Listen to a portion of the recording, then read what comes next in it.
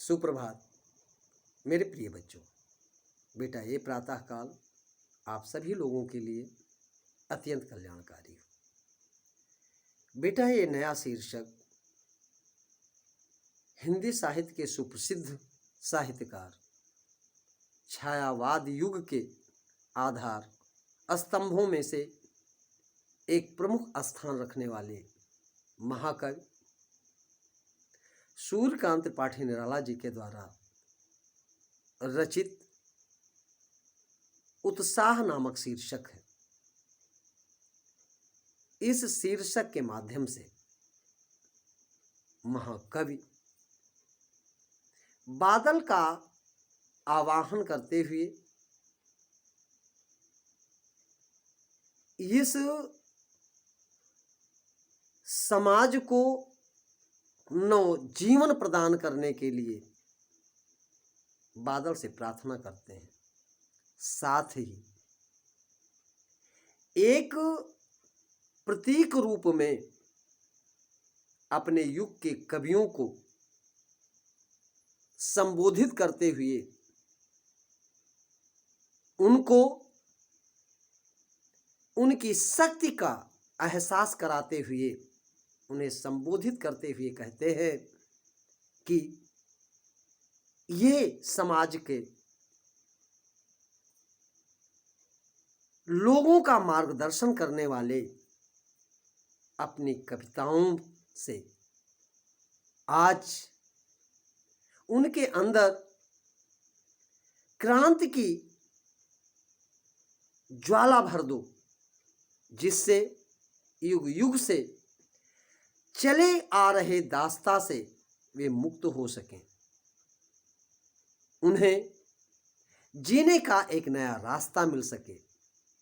कुछ इन्हीं मनोभावों की प्रस्तुति इन कविताओं के माध्यम से महाकवि निराला जी ने करने का प्रयास किया है।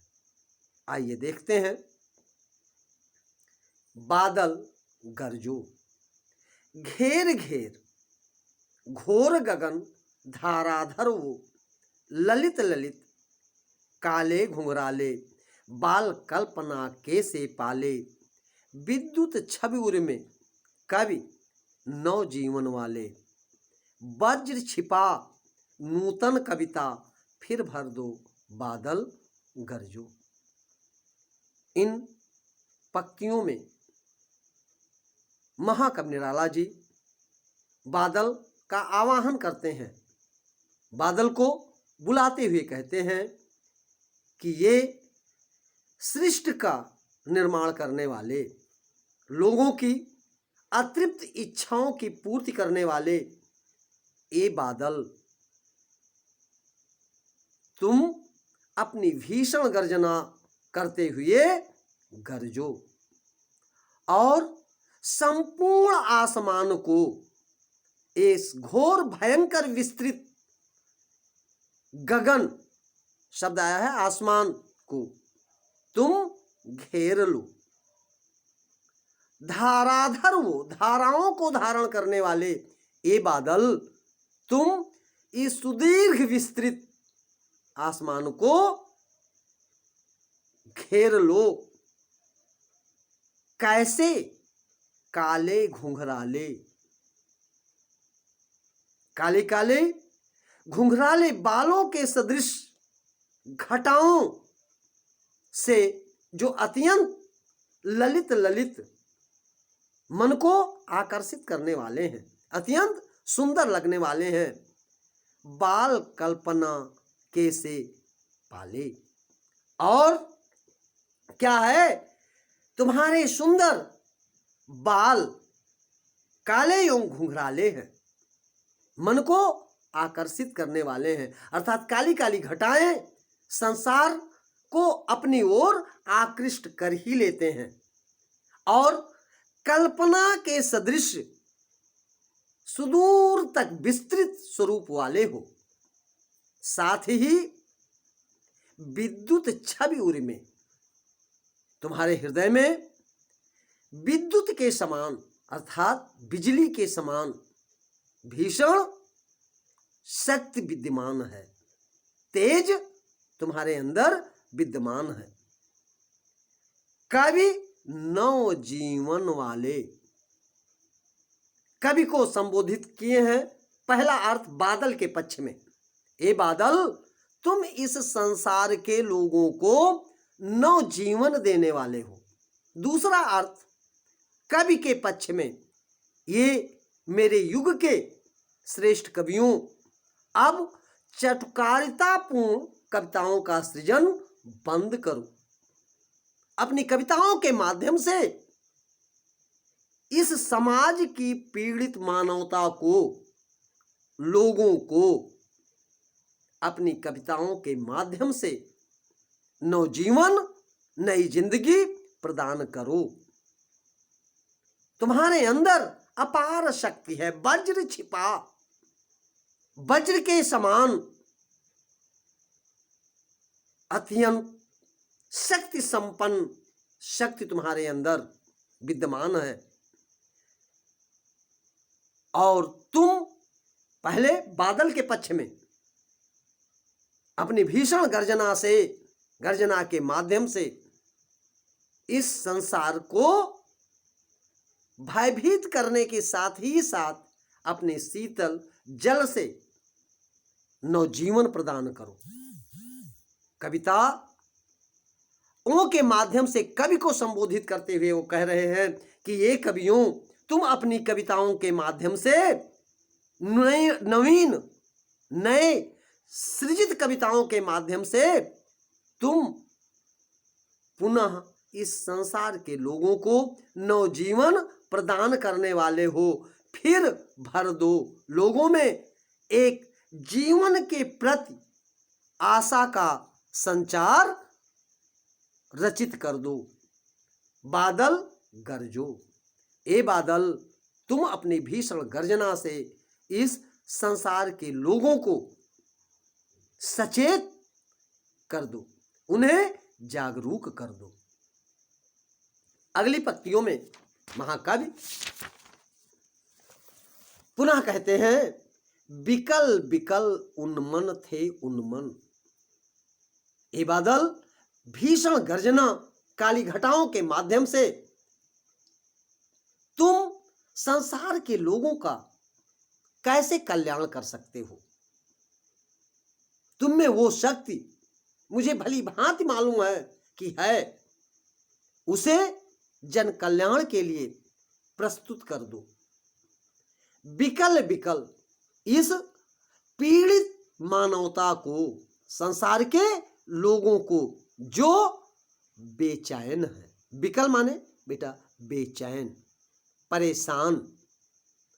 दूसरी तरफ उन्मन थे उन्मन, अर्थात जो हर तरीके से दास्तां से, लोगों के अन्याय से, एक पक्ष में बेटा मनुष्य को संबोधित करते हुए बादल से प्रार्थना करते हैं, दूसरी ओर अपने युग के कवियों को वे जागरूक करते हुए कहते हैं कि हे मेरे युग के, मेरे समय के कवियों, तुम अपनी कविताओं के माध्यम से इस त्रस्त इंसानों को, संसार के पीड़ित लोगों को तुम उनकी शक्ति का एहसास कराते हुए जीवन जीने की एक सीख प्रदान करो। बादल के पक्ष में बादल से प्रार्थना करते हुए कहते हैं कि ये बादल, जो संसार के लोग भीषण गर्मी से विकल हैं, बेचैन हैं, उन्मन थे उन्मन, उदास हो चुके हैं, विश्व के निदाघ शब्द आया है, इस संपूर्ण विश्व के लोग जो भीषण गर्मी, निदाघ, निदाघ मीन्स बेटा गर्मी होती है, भीषण गर्मी से सकल जन, संपूर्ण लोग, जन जन, प्रत्येक प्राणी जो त्रस्त हो चुके हैं, उन्हें तुम अज्ञात दिशा से अनंत घन के इस आसमान में कहां से आए, संपूर्ण आसमान को कैसे तुम घेर लिए हो, इसका किसी को कोई ज्ञान नहीं है। आए अज्ञात, जिसके आने का किसी को ज्ञान नहीं है। अनंत के घन, अनंत माने होता है बेटा आसमान, आसमान का पर्यायवाची शब्द है। घन ये बादल, इस आसमान को तुम अपने काले काले अत्यंत भयभीत स्वरूप वाले ये बादल, इस आसमान को घेर लो और फिर क्या करो, तप्त धारा, इस तपती हुई पृथ्वी को, इस पृथ्वी पर निवास कर रहे जन जन को क्या जल से फिर अपने अत्यंत अमृत तुल्य जल से शीतल कर दो। उनकी अतृप्त इच्छाओं की तुम पूर्ति कर दो।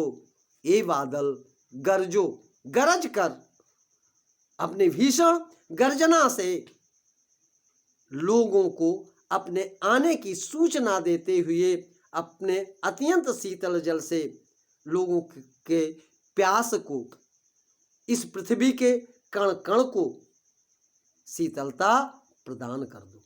इस प्रकार से बेटा इस कविता के द्वारा महाकवि एक और बादल को प्रतीक रूप में प्रस्तुत करते हुए अपने युग के कवियों को जागरूक करते हुए लोक कल्याण के लिए प्रस्तुत करने का उपाय प्रस्तुत किए हैं इन पंक्तियों में। और अपने इसी कल्याणकारी मनोवृत्ति के कारण, सोच के कारण ये छायावाद युग का सर्वश्रेष्ठ साहित्यकार अपने विशिष्ट नामों के द्वारा हिंदी साहित्य जगत में सुप्रसिद्ध हुए, जिन्हें मतवाले के नाम से, जिन्हें क्रांतिकारी कवि के नाम से जाना गया। साथ ही इनकी कविताओं में आक्रोश के स्वर कहीं ना कहीं इनकी हर रचनाओं में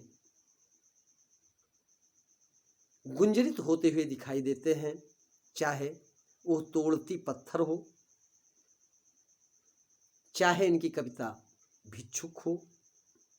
हर कविताओं में बेटा समाज के हित की चिंता, समाज के लोगों को एक नवीन दिशा की ओर अग्रसर करने की सीख इनकी कविताओं में मौजूद दिखाई देती है। बेटा इन्हीं शब्दों के साथ हम अपनी वाणी को विराम देते हैं। नवीन कविता के साथ पुनः आपके सामने फिर प्रस्तुत होंगे। तब तक के लिए बेटा जय हिंद।